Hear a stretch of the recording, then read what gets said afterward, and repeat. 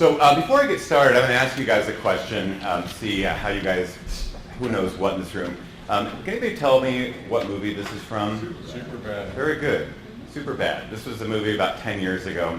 And the ongoing joke throughout this movie is this gentleman was using this fake ID. You can see the name on the ID was McLovin. And it was kind of a funny part of the movie and so forth. And there she is, Miss Green. Hi. So I have a question for you guys. How many of you, raise your hand if you will confess that at some point in your life you've used a fake ID before? Great. So, No need to. what? In Europe, no need to. Well, that's true. That's actually really cool. You guys are lucky. I was Diane Maloney. You're drinking heavy by 15 years old. Who doesn't love that?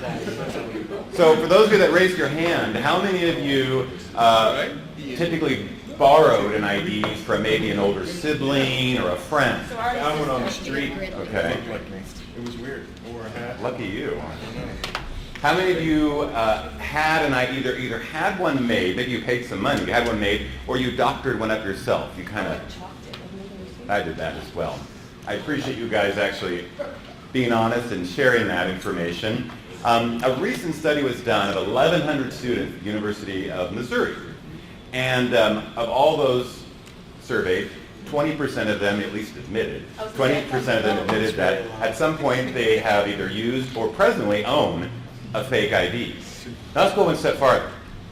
How many of you will admit that at some point you have used someone else's credit card, perhaps your parents, to go and buy something online or to go into a store and buy something? Only one of you has ever done that?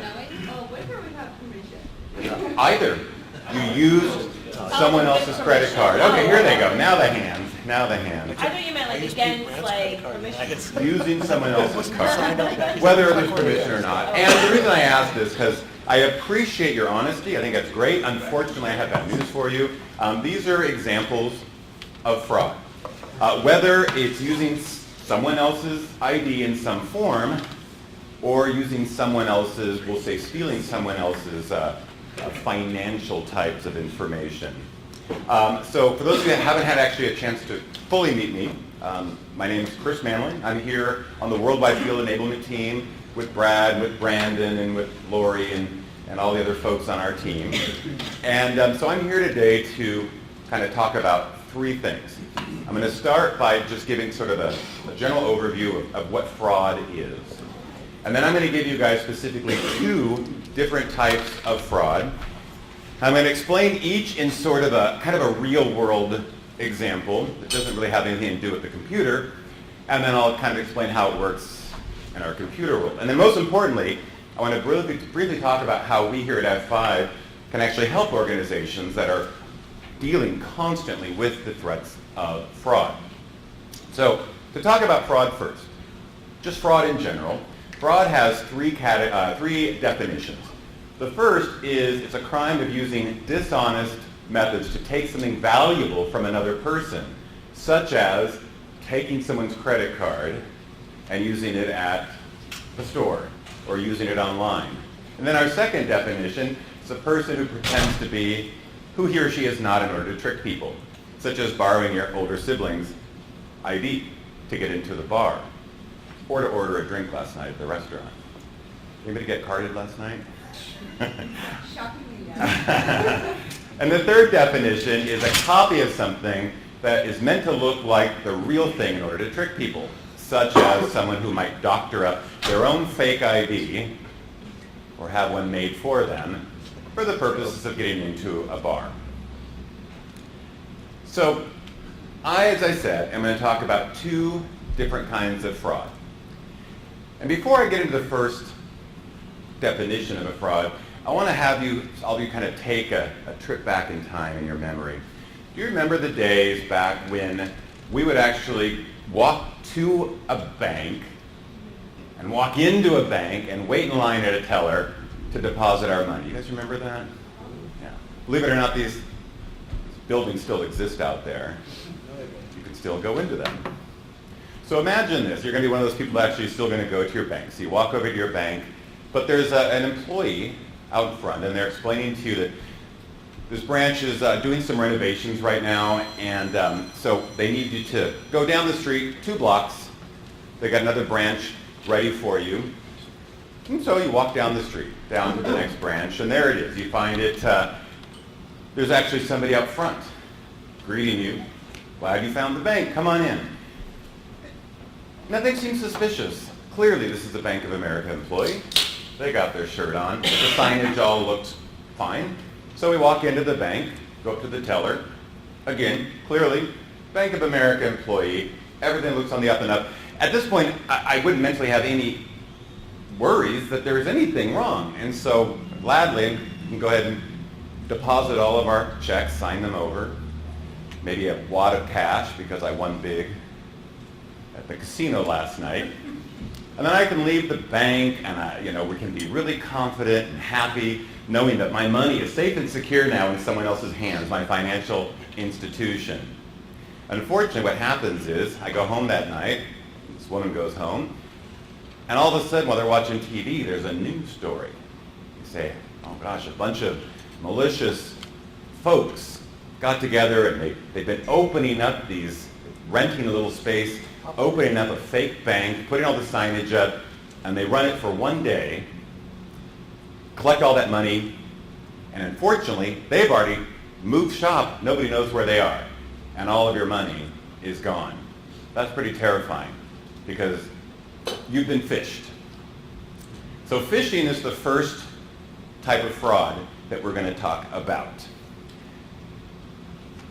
How many of you have ever received an email like this that says, hey, something wrong with your Facebook account, with your Amazon account, with your bank account, your retirement account. You must click on this link immediately. Quite a few of you. And first thing I'm going to tell you is that in this day and age, no financial institution is ever going to send you an email like this telling you to do this, mainly because they know that's how phishing hackers work. So they would never do that. So who can tell me, raise your hand, who can tell me what will happen if I go to this link? Click on it. I'm going to go ahead. It'll ask you to put in your information. It will ask you to put in your... It'll copy it. Okay. Your information. What team are you? Green. Green. They're out. They don't get any more. I'm going to give them 5 points. Wow, look at that. High total. You're actually absolutely correct, though. You're going to go to a site that's going to look exactly like your login page for Bank of America. That's all it is. What hackers do is they create fake host names. And they make the host names look just like the real host name, with maybe just a minor modification. Anybody see the minor modification in this host name? Yeah. Instead of an O, the O in of is a 0. And that one little change is enough to make this a completely different host, pointing to a completely different place. And that is actually what hackers do. They create a phishing website. I'm going to make you our phishing website for the day. So I'm going to stick that right on your shirt. There you go. So they will actually get this server, and this actually more often than not is a valid web server. Hackers don't spend a lot of money on this, so they're not going to build up their own web server. So they actually will hijack a web server, and the real owner of the web server doesn't even know they've been hijacked. So when I'm looking at this email as a consumer, as a user, can you tell me, anybody tell me a way that perhaps I can just do a quick check on maybe if this is a phishing email? Oh, Look at the sender. I'm sorry? Look at the sender. I can look at the sender, that's definitely one. Now here I can't see the sender. I don't. Yeah, they've written everything. What is it? The email address, domain. Again, I can't, all I see is my email address. Punctuation and spelling is wrong. I can do things like, there's a few things I can do. One is you can simply put your mouse over the link. Don't click on it. Don't click on it. But then look down here. Really look at that URL before you click on it. Probably you can identify there's something weird about it. A lot of times what they'll do is they'll just say bankofamerica.com dot something else. And if you don't recognize that dot something else is there, that'll be strange. But there's another way you can do it. I'll just go ahead and show here. You probably some of you already knew this. So you can actually just do a reply. Now if you do a reply, now you can see who you're replying to. Same ideas, looking at the sender. and again, getting kind of an idea that doesn't look right, what I'm replying this to. The third, and probably the safest, is just use the 1-800 number to contact whoever is in question here and say, hey, is there really a problem with my account? So those are some ways that we as consumers can mitigate this ourselves. And the problem is these kinds of emails are coming from lots of different kinds of organizations. You got your e-commerce, Amazon's sending you these. You got your social networking sites, Facebook, something's wrong with your account. Even from government, all around the world, different kind of government institutions. Can you imagine the pressure, the temptation we might have? Take a look on this. This says there's a problem with my tax return. I don't want to go to jail. That's really kind of scary. Now we got this phishing site over here. Here's the scariest part about this. For the hacker, all they need to do is visit my website. Just visit my website like anybody else and right-click and save as. Do a save as. And then they place that save copy over on their hijacked server, get their fake host name, and send out a ton of emails. That's all it takes, and it can be done in a matter of minutes to set this up. So that's a little bit, that's sort of a general description of phishing. It's the first fraud we're going to talk about. We're going to talk about another type of fraud. So for this example, imagine you're going to a new doctor. I want to check out a new doctor. Well, the first thing that's going to happen when you get there is they're going to hand you, new patient forms, right? They're saying, I need you to fill this out, please. Don't be afraid. It's not going to bite you. And you think about the kind of information what kind of information is usually asked on some of these new patient forms? I'm sorry? Social security number? Your birthday? Your address? Your name, your phone number, maybe your medical history or insurance information, maybe even credit card information if you're setting up for payments with your bank or with your doctor, who knows? I'm sorry? Dependents, exactly. Everything, all this stuff. But imagine this. Imagine if some malicious user snuck into the bank, the doctor's office before they opened, and they replaced all these clipboards with what I call magic clipboards. Now, magic clipboards are not a fictitious thing. They're actually a real thing that you can buy on Amazon or somewhere else. These kind of clipboards were actually used in an act on America's Got Talent last summer. I don't know if anybody saw this. This was an act called the Clairvoyance, where they are able to magically read minds and do all these amazing things. And instead of telling you about the trick, I'm just going to quickly show you this trick in action. Howie, I want you to think of a question you always wanted to ask Simon, but you never did. Okay. Now is your chance. Please write down the question and make sure no one else and no camera can see it. This is spooky. It's really spooky. Howie, Yes, hand me your question. there we go. I will try to send your question to Amelie. Howie, your question is very specific. I'm getting it now. You asked for a raise. Yeah. Is that correct? Is that correct? Yes. I asked Simon for a raise. So it seems like when you watched the trick, it seemed really cool. They asked him to write something down that only he could see on this clipboard, fold up his question, and then he held on to his question all the way up until he went on the stage. But in truth, all that the act did was they bought one of these clipboards. And these, again, are real things. And what these clipboards do is anything that's written on the clipboard can then immediately be sent to any kind of a device. So after he wrote this, within a millisecond, it was on somebody backstage, it was on their device, and they were easily, quickly able to get that information to the clairvoyant.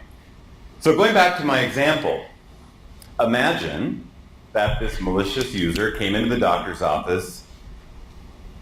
They switched all the clipboards with these magic clipboards. Now I come in a couple hours later and I filled in all of my information. But unbeknownst to me, all that information was just quickly sent to the hacker's, malicious user's tablet, let's say. What could he do with this information, or she? Open credit cards. This is my house. Seems to be I heard many things, and they're all possible. They could do whatever they want. They can easily take my identity. Who knows? It's really up to them, whatever they want to do. So what we're going to do is we're going to talk about malware. No SEs. Anybody else tell me what malware stands for? It's malicious software. What's your team? Black? All right, black. Let me give you guys some points. Malicious software. That is correct. And who's developing this malicious software? Well, it's typically just users out there, more often than not kind of geeky users, that sit on their computers all day and they're just writing up this different forms of malicious software. And typically the malicious software is intended to do a couple of things. At its simplest form, and this is the simplest form, it's just designed to make your computer, your laptop, your device, whatever it is, to make it somewhat unresponsive. Like, for example, maybe you can't connect to the internet, or your internet connection is getting slower and slower, and you're not sure why. But more often than not, what they're after is they're trying to get some of your data. Some of your data. So let's think about the data that you provide readily, happily, without even thinking about it. For example, you're going to go place an order at Office Depot. You're going to use this web form. You're going to fill out all this information about yourself on the web form, much like my doctor's form. My address, my phone number, email address. Even, of course, if I want to place this order, I got to put in my credit card, and so forth. So before we actually kind of talk about how malware works, let's talk about how malware gets onto our computers. The important thing to remember is that malware is malicious software, meaning it's software, kind of like Microsoft Word. And Microsoft Word can't just appear on your laptop on its own. I have to get Microsoft Word on my computer. How do I get Microsoft Word onto my computer? I have to install it. I have to install it. And malware is the exact same way. Now, why would this obviously intelligent-looking woman choose to install malicious software on her computer? Doesn't know. She doesn't know. Anybody been browsing the internet and you do something, all of a sudden you're presented with something like this that says, problem, got to do this, got to do that, click on OK. Now, I'm certain that everybody in this room is smart enough to know not to click on that OK button, right? Who do you know that maybe would click on that OK button?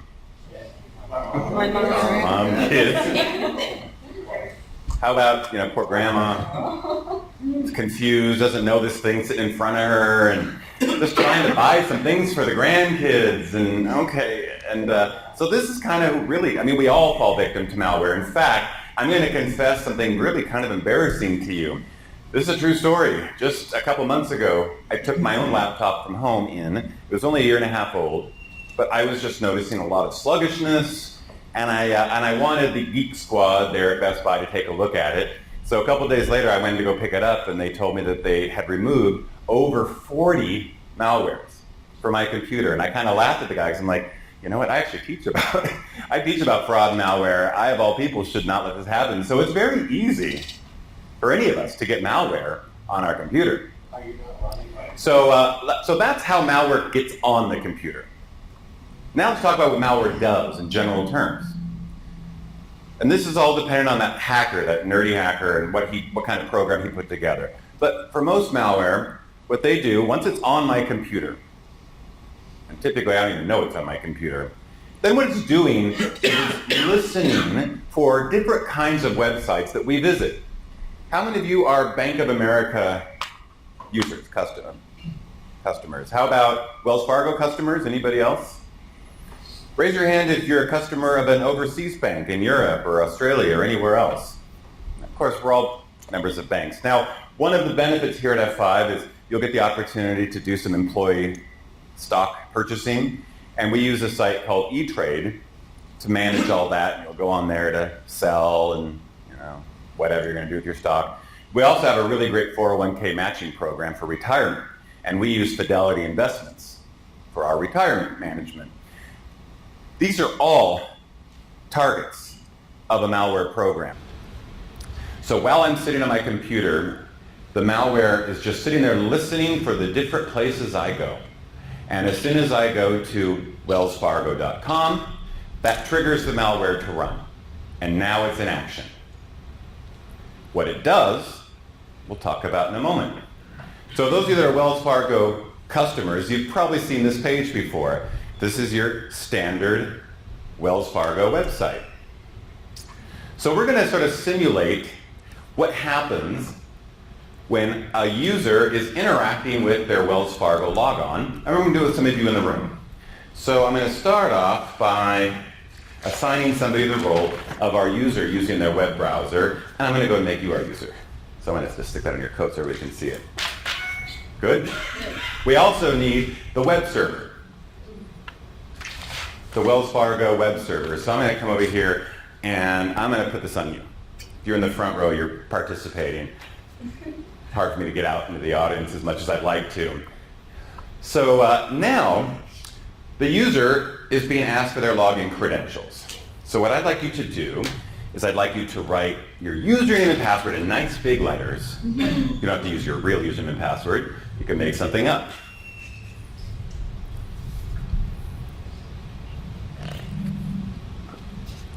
You are using your real username. I'm not sure. No, go ahead. Go ahead. And now your password.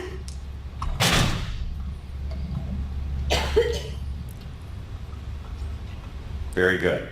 So once the user's logged on, then their browser is going to send their credentials over to the web server. And the web server is going to verify that it's a good username and password. And if it is, then they get to do their online banking. Now, unfortunately, what this user didn't realize was her computer has malware on it. There you go. Unfortunately. Now, the way that malware works is our hacker, they've got their own server set up, and I'm going to come back here because I am going to come out in the audience. I'm going to make you answer a lot of questions. You obviously know how to hack, so you're going to hack the server. And again, that could be a hijacked computer. In fact, in most cases it is.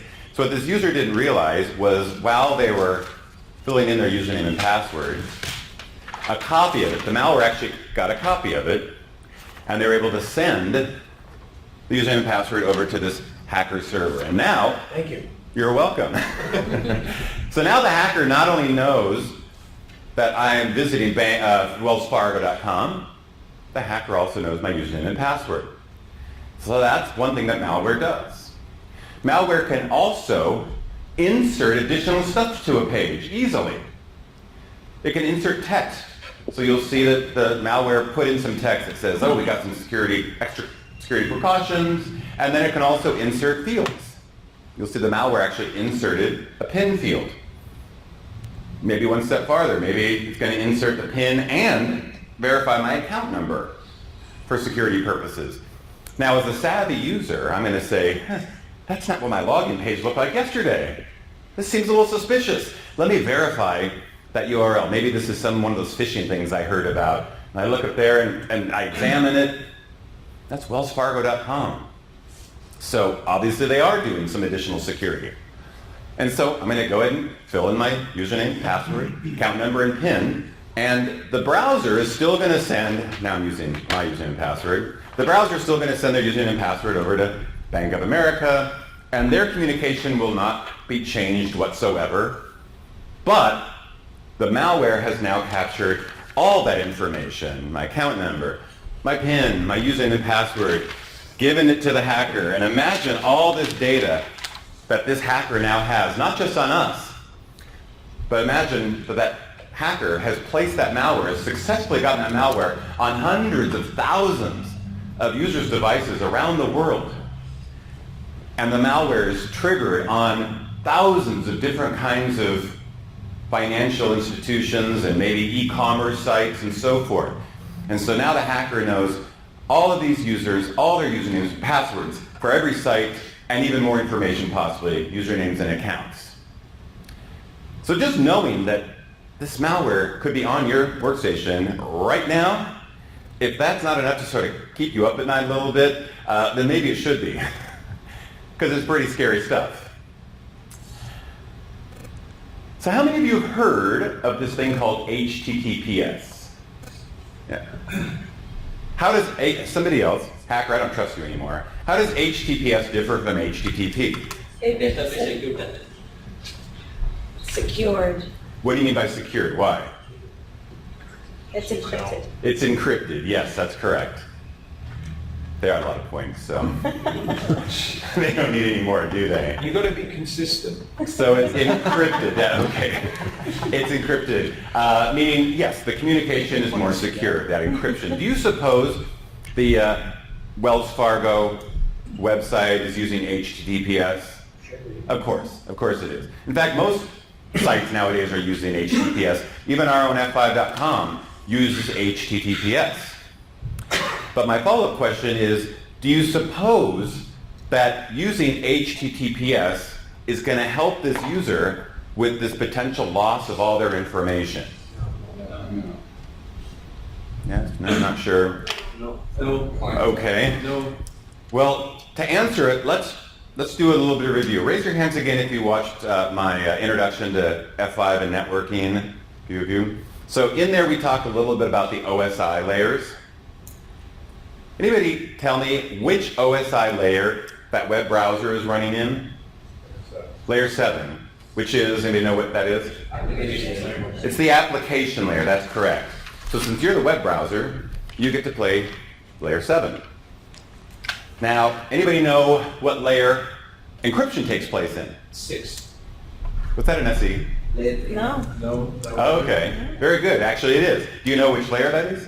Presentation map. Smart guy, yes. So encryption takes place at layer 6. So you're going to be moving down the network stack. You are layer 6. So here's what happens with encryption. The browser submits the username and password, and then the browser sends it to layer 6. And layer 6 is going to encrypt it. So I want you to fold that up several times so that we cannot read it. Just fold it, fold it, fold it. Start folding. Fold it several times, not ripping. You got to be able to get the data back later. You fold and just fold, fold, fold. There you go. Keep going. All right, that looks good. So now it's encrypted it so that as we're sending it to the web server, nobody can read it, right? Very protected. And now the web server can decrypt it. And voila, it has username and password and everything is great, right? Well, what layer do you suppose malicious software malware runs in? Which one? Layer 7. Layer 7. It's malicious software. Software is an application. Applications run in the application layer. So as the user was filling in their username and password, prior to it going to layer 6 and being encrypted, it's already been captured. And it's already being sent to the hacker. Look at all his credentials he's getting. You guys can get back to him later and take it out on him. So that's some of the problems. And there's a lot. There's a lot of challenges in helping these poor users and these organizations, because it's no good for Wells Fargo when their own users are losing their credentials every time they log in. That's not good for their users, and it's not good for them. Reputation, possibly a lot of loss of revenue when people are trying to log in with these credentials, and who knows what they're doing. So what we're going to do is we're going to talk about now how we here at F5 can help organizations with these many, many, many, many challenges. We have a product here at F5 designed to do that. No SE answers here. Who knows what product that is? Websites. WebSafe. Which one? Websafe. WebSafe, correct. I couldn't hear people saying WebSense or WebSafe. What team are you? Red. Red, okay. Apparently you guys need the points badly, so I'm going to give you those points. So yes, WebSafe is our wonderful product here at F5, and WebSafe is going to provide both fraud detection and protection. And I want to stress the detection, because there are some things that no solution can stop from happening. So, for example, remember earlier, so first off, what we need to do is we need, and actually before I get into WebSafe, you saw there, we have this great team I want to introduce you to. This team is right over, 2 buildings over. I think you guys are actually going to go view this, maybe later today, is that correct? This is our Security Operations Center, and they are based over here and overseas. We have one around the world, so green. I'm going to go ahead and make you our Security Operations Center for the rest of the day. Very exciting. We're black, yeah. And so what the Security Operations Center does is they're in here 24 hours a day, not one person, of course, 24 hours a day, 7 days a week, 365 days a year with 2 locations around the world. And we'll probably have more openings soon. And all they do is sit here and watch these monitors. Look at those monitors. So they're watching all this activity, specifically of our WebSafe customers. Except, I don't know, this guy might be on solitaire, I can't tell. It's possible. So now what we need to do is we need to get Wells Fargo, we need them to get our product. And we're going to have them put that in front. So I'm going to have you scoot up here a little bit. Scoot up. So we're going to put the big IP WebSafe in front of the web server. And so this is the way that some of these issues are dealt with. So remember earlier we had the phishing. And the hacker, I forgot where my phishing server was. There he is. So the hacker put their phishing site, their copy over there onto the phishing server. Now, as soon as, once we have WebSafe in place, and he has copied our site, so he had to go through Big IP WebSafe to copy our site, place it out there. Now, unbeknownst to him, there's stuff in that web page to help us. And as soon as any user accesses that fake site, and more often than not, that user that does it first is the hacker themselves. They've got to test it to make sure it works well. From that hacker's computer, we're going to send an alert. And I'm going to hand this to you so that I don't have to break my... So this alert's going to go right to our Security Operations Center, and that alert contains all the information they need to properly identify who accessed that phishing site, the name of the phishing site, the fake host name, the IP address of that fake website. And they're able to, within minutes, excuse me for getting too fresh, they can take that phishing site completely offline in a matter of minutes. Now, more than likely, the hacker's going to go, what the hell happened? What happened to my site? Let me try it again. I'm going to copy it again. I'll put it somewhere else. Create a new host name, a new fake host name, and then we'll take that one down. And we'll do that a few times. And the hacker, I guarantee it, eventually is going to give up on this. And they're going to move on to a non-F5 Big IP WebSafe customer bank to harm them. And then maybe we can get them to be a WebSafe customer as well. We also had the issue with, this poor user, they got the malware on there, and every time they log in, they're losing their credentials.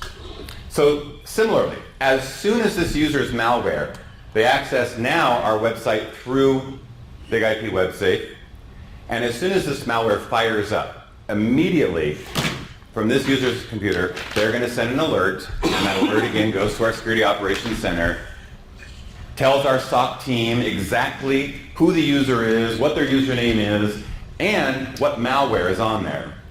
And then the SOC is going to work with the customer, Wells Fargo, together so they can give them this information. They all have their own fraud teams. The cool thing about the SOC is a free service that comes with WebSafe, and it's a nice extension to their own team here. And then the goal here with our customer is they can now reach out to this poor user and say, hey, here's some tools to get this off of your computer, so we can we can help that user. Now, the things we cannot help until that malware is off of there, even when we're issuing alerts, we cannot stop this web browser from sending those credentials over there. Thank you. You're welcome. We can eventually help you get the malware off of there, but in the meantime, we have another feature on our product, and it's called application layer encryption. Application layer encryption. So what that means is, with that feature turned on, as soon as the user now is putting their username and password, at the application layer, it's now encrypting. So fold it up several times.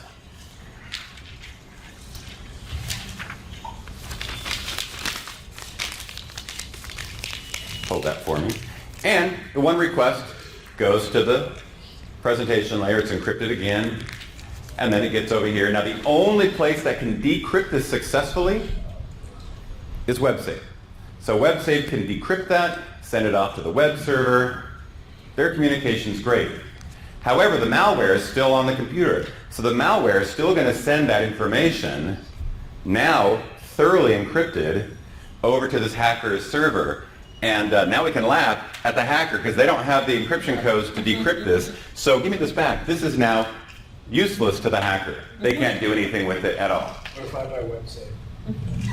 But if I'm a user for a website, I will not be having any agent sitting on my desktop, right? So how will you do that? That gets into more of the how, and I'd be happy to cover that. My time is just about up, but just suffice it to say, now as I shared with my SEs last week, we here at F5, people in my position we are not really encouraged to share a lot of how this product works. Because this is one of our only products where if that information got out, the more the hackers know, the more they can try to get around it. It's very hard to get around. Very, very hard to get around. And again, they might just stop trying. Hackers don't want to spend hours and days and weeks trying to get this to work. They want quick return. So all I'll say is our solution is completely clientless. No agent. She doesn't have to install an agent. In fact, what's interesting is our competitors do require that. They require this user to install an agent, meaning this user is going to get a little prompt box that says, hey, do you want to install this? Okay. And what have I been telling my users? Don't click on the OK buttons when you get these prompts. So now we're contradicting ourselves. Our solution doesn't do that. It's completely clientless. Chris, one quick question is, people say Macs are safer than PCs. Oh, SEs, how do I feel about Macs? I joke about Macs, and I have heard the same thing, but I have also heard people who have issues with their Macs, and I always say, gee, I thought your Macs were so safe and secure. Nothing is secure. Nothing out there. If you are on the internet, you're not secure. You're a target. Any other questions? Top level questions. I got time for maybe one more question. Fidelity needs it because our logins are social security. Yeah. Here at That makes me F5, so bad. this is a true story. Our insurance carrier, Primera Blue Cross, they were hacked and they lost lots of accounts. Now, that being said, that probably wasn't done through malware, but all these organizations are at risk. So I'm going to summarize everything I covered today. One last question. Are we actually using this product for ourselves? So I'm going to go ahead and do a review here. I don't know. I don't know what our... No, I'm going to say no, and I'll tell you why. Because The main targets of, or the main customer base, the main focus of our sales are for organizations that are terrified at losing those login credentials. That's really the biggie. Login credentials. When you go to f5.com, you don't have to log in. It's an open site. So there's not a whole lot of threat of what malware can do to harm our f5.com. okay, so the solution not simply, but in those terms, It actually is. protects the company and not specifically the user. Because It's a very good otherwise question, and this otherwise is- you would have to go Yes. for endpoint security, Right. and then you're talking to a different team at the Right. client. So first off, the target team at your organizations is not the application security team. The target team is our fraud protection team. If they don't have a fraud protection team of some sort, they probably aren't a target customer for WebSafe, or they're way behind. They're way behind in what they need to be doing in their organization. That's number one. Number two, it can be challenging with this sale because everything else we do here at F5, we actually do protect our resources inside the organization. Everything inside the organization, we can say 100% or close to it, we're going to protect. We can't do that. Remember, it's fraud detection. The only protection we really talk about is that encryption of the username and password. Everything else, we can't actually stop the malware from doing what it does. We can't stop this poor phishing user from clicking on their email and going to that phishing site until we take it down. And so some organizations are like, well, then what's in it for me? You can't stop that. But nobody can stop it. Because when she's sending her credentials over there, Big IP is not in the middle of that, so we can't stop that. Hold the thought. So what we say is this: no, we can't stop that. But with our SOC, we can tell you exactly what's happening. Your fraud team, can then address this in a much better way. Otherwise, your fraud team is blind. They have no idea what's going on out there. It's happening, and they have no idea. Now we're getting a lot of visibility for them so they can work with that's not our customer. This is not our F5 customer. This is the Wells Fargo customer. That's our customer. Any competition to this product? I'm sorry? Any competition to this product? We do. I don't want to get into competition. The only thing I'm going to say is we beat the competition in two ways. Everything is done, well, first off, we're clientless. So we have 100% user adoption. Every user of their website is going to be a client. Our competitors, as I said, use agents. And number two, we are much easier to implement than our competitors. Much easier. That's all I will say. And then I'm going to do a review because I'm 5 minutes over. So we started off today, we talked a little bit about just in general what fraud is, some of the definitions, covered two of the different, most well-known frauds. We have phishing and malware, and then addressed how the F5 web-safe solution helps the organizations in battling with it. Again, that's the key. They help in battling with it as opposed to stopping it. I want you to leave with one thing, remembering one thing about fraud and the concept of fraud. And I'm going to have you watch this to share it with you. Oops. Okay, first things first, what is your name? My name, it's McLovin. McLovin? Yeah, Okay, and how old are you, McLovin? old enough. What's your ID? Yeah, I think I have it.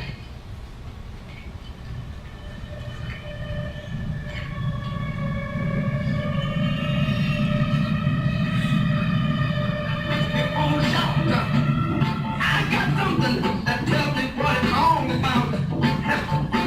I got soul, I'm super bad. I got soul.